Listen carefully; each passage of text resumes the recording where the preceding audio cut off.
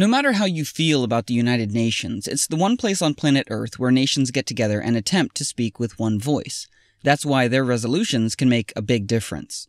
So when people all around the world see that approximately 40% of the UN Human Rights Council resolutions were against just one country, most of us would assume that country must be a really bad place. Perhaps ruled by, say, a genocidal dictator who kills his own people, or maybe a tyrant continually threatening to annihilate another country. But actually, the country that has been condemned more times than every repressive country on Earth combined is a democracy. The only viable democracy in the Middle East, Israel. And with these repeated resolutions against Israel, it's easy to see why so many in the international community perceive Israel as a major cause of world problems. But are all these resolutions really justified? Because whether or not you agree with how Israel is handling its many challenges, when you do a basic comparison, like the number of deaths Israel is responsible for with the number of condemnations they've received, and then make that same comparison with other countries, it paints a surprising picture of a possible double standard.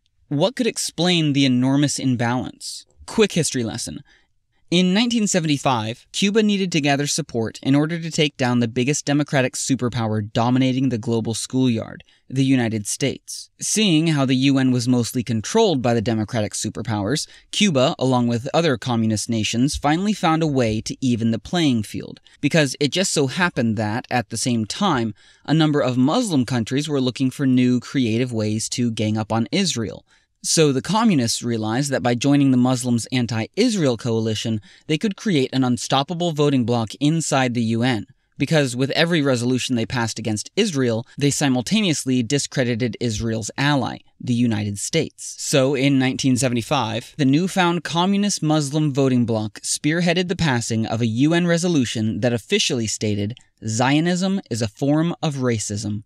Yes, Zionism. The movement trying to find ways to protect Jews from racism was redefined as racism, which is kind of like saying the civil rights movement is racism and Martin Luther King is a racist. This is why resolution after resolution after resolution against Israel from 1975 until this day easily passes through the UN. But today, this movement has a new tool for attacking Israel as the cause of all our problems: the UN's Durban Review Conference on Racism.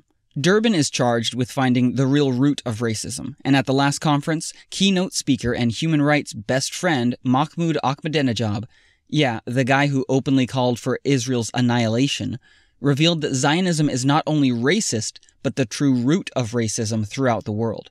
And what has history taught us about what tends to happen when one ethnic group is believed to be the hidden root to all the world's problems? What is happening at Durban is catastrophic, not only for Jews, but for the whole world. And it's growing, spreading, and gaining credibility through Durban. In fact, this year, representatives from over 140 different countries will descend on New York City for Durban as speakers work to convince them about the secret Jewish cause to worldwide racism. Let's learn from history and this time act before false accusations lead to violence. We cannot leave this message unchallenged. We need your help. We're asking you, your friends, families, neighbors, and faith community to join us in New York City and expose this threat and confront this lie before it once again takes hold of half the world.